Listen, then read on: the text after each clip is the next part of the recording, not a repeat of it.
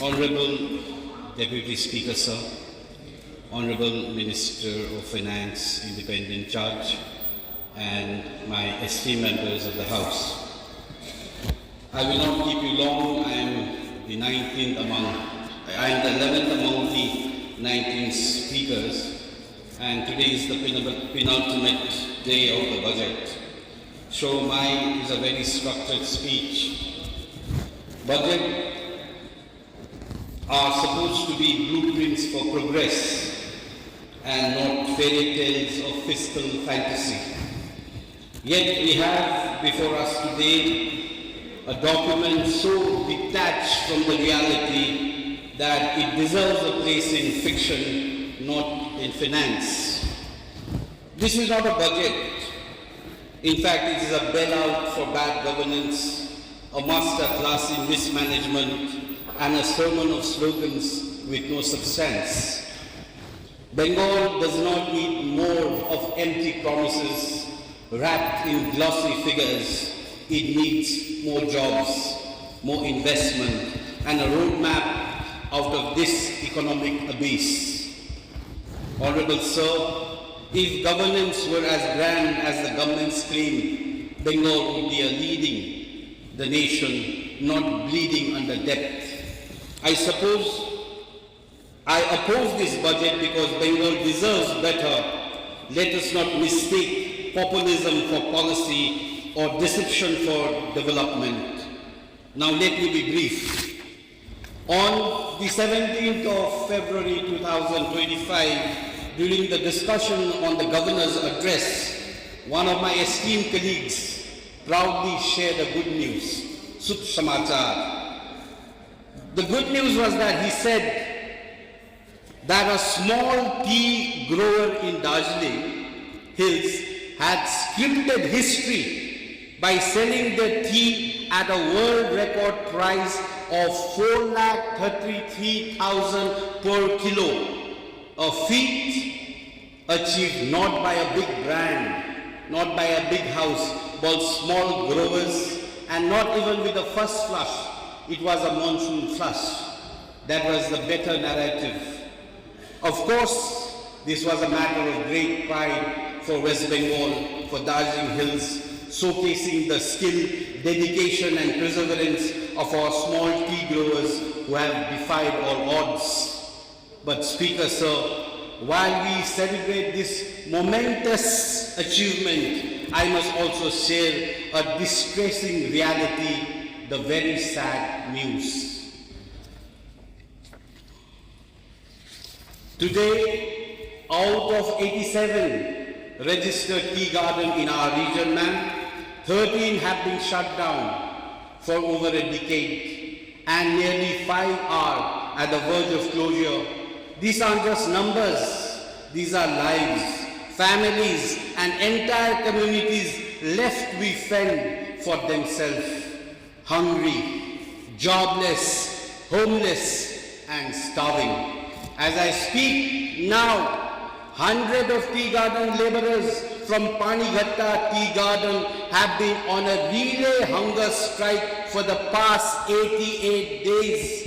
These workers have given their lives to this industry, are now without wages, without PF, gratuity, or even basic entitlements. And yet, this budget has nothing for them. While I have voiced my concern regarding the constitutional validity of GTA, not GST, Gorkhaland Territorial Administration, it is imperative to address the government's contradictory stance. I look at the 14,876 crore allocated to the Home and Hill Affairs Department, and I am compelled to ask the Honourable Minister, has the government tacitly acknowledged the GTS on constitutionality, leading to the exclusion from financial planning? Where is the revival package for Sikh tea industry or tea garden? Where is the plan to provide land rights to the workers? Where is the policy to ensure that the depressed workers are given alternative livelihoods? Instead, what do we see? We see on the preliminary session of the Bengal Business Global Summit, our Honorable Chief Minister decides to divert 30% of the tea garden land for non-tea purpose, a move that benefits big business, crony capitalists, but abandons the very worker who built this industry with their blood and sweat. Is this justice, Honorable Sir? It is a shameful reality that while corporate houses receive land freely on freehold basis, our tea workers cannot even bury their loved ones without seeking permission from the tea garden authorities. I seek to raise an urgent clarification on notification number 3076 LP 1A04/23, which pertains to the distribution of home pattas among the alleged landless tea garden laborers in North Bengal. The tea garden workers and long-term occupants of Darjeeling and Kalimpong are not landless. Their settlement predates to the tea industry, and their toil has shaped the world-renowned Darjeeling tea estates. Their historical claims over this land must be recognized.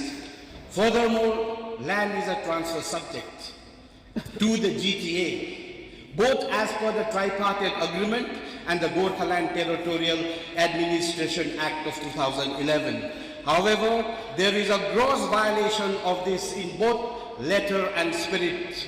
Why has the elected leadership of GTA Sabha, the elected representatives, including the MP and the MLAs of the region, the registered labor unions, tea expert, not been consulted on these matters?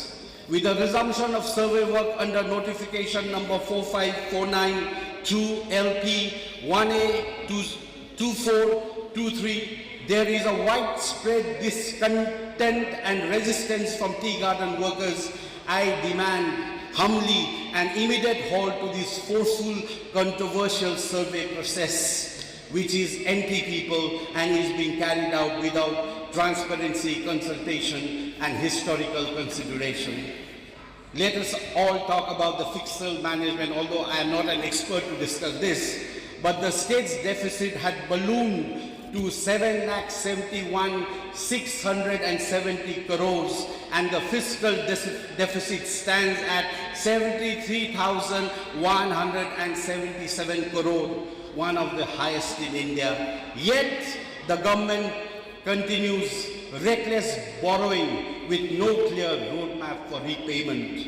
Despite allocation over 1,500 crore for rural roads and 9,600 crore for housing schemes, North Bengal and the hill remains neglected.